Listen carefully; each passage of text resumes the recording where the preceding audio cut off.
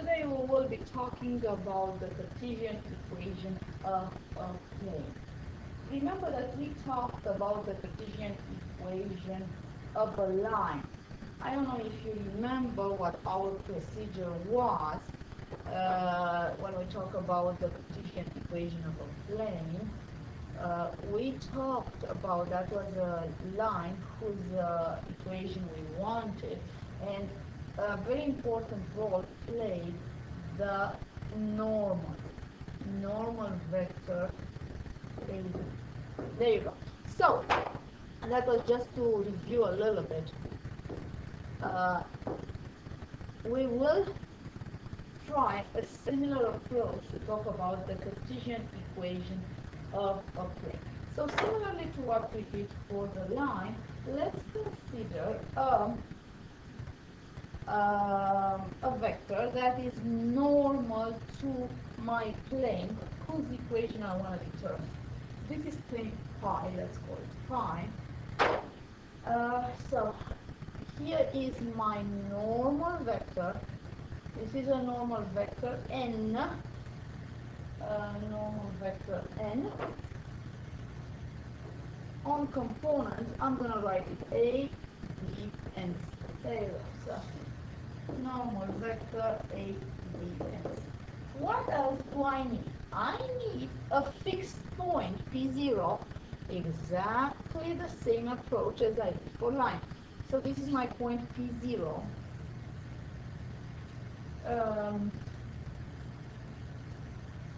That gives me as a position vector R0, x0, y0, z0. This is a fixed point, and then I need a certain point P whose coordinates are x, y, z, and of course the position vector will be R, x, y, and z on components. Good. This is a point P that I will move this point around along the plane pi and will generate the plane pi. Good. So what did I do for the line? Exactly the same procedure. Let's write the vector P0 P. How do I write that vector? I write it as OP minus OP0. On components will be x minus x0, y minus y0, z minus z0. Good. Then I have vector n, the normal vector, given as a, b, and c. Now what do I know? Normal vector n is perpendicular to plane pi. As a result, it will be perpendicular to any line in this plane, including on line P0 or on vector P0 P. So I know for sure that the dot, because these two lines are perpendicular, vector n is perpendicular to vector P0 P. I know that the vectors, the dot product of these two vectors will be 0, of course. They are perpendicular. So let's write that. ABC dot product x minus x0, y minus y0, z minus z0 needs to be equal to 0. Let's do the dot product. A times x minus x0 plus b times y minus y0 plus c times z minus z0 equals 0. Same types of calculations as before, and I can get ax plus by plus cz thing minus ax0 minus by0 minus cz0 equals 0. Do not forget this part over here.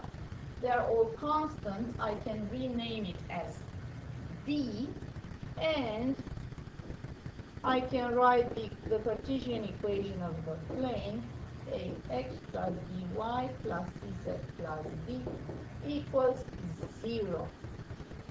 Please remember where I got my a, b, and c. They are nothing else but the components of a normal vector, normal on the plane, whose equation I am looking for. So there you go. This is my Cartesian equation of a plane. Good. Now, two more observations before we finish. What is the condition that two planes, let's call them pi 1 and pi 2, are parallel? So I want these two planes, pi 1 and pi 2, I want them to be parallel. Again, similarly to what we did for lines, I want a condition in terms of their normals. So, what can I say about the normals? Let's construct their normals. For example, this normal n1 and this normal n2. Obviously, they must be collinear. So, n1, this is how it looks, n2, this is how it looks. So, the two normals must be collinear, and one is k and 2, where k is of course a bit, but cannot be 0. Carefully, it cannot be 0. Good. One more thing, perpendicular planes. I want a condition so that plane pi 1 and let's change the color of pi 2. I wish I could. Yeah, I can. Hopefully, yeah, let's make it blue. Good.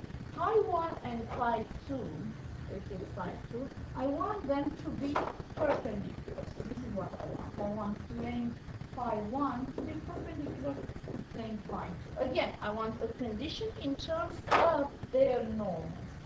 Let's construct a normal to plane pi 1. Well, it's going to be something like that. Now let's do the same thing, normal to plane pi 2. It's going to look something like that. What do you notice? This is the normal of the blue plane. Make it blue. Good. So what do I notice about the two normals? This is n1, normal of perpendicular. n1 is perpendicular to plane pi 1, and this is n2, and 2 perpendicular to pi 2, and 2 perpendicular to pi 2. Now, what do I notice, or what is it obvious about these normals? They must be, because the two planes, I want the two planes to be perpendicular, the two normals will be perpendicular, which means n1 and 2 equals, the dot product of n1 and 2 equals 0. Good. So that's it for today. Let's stop the recording. Wait a minute.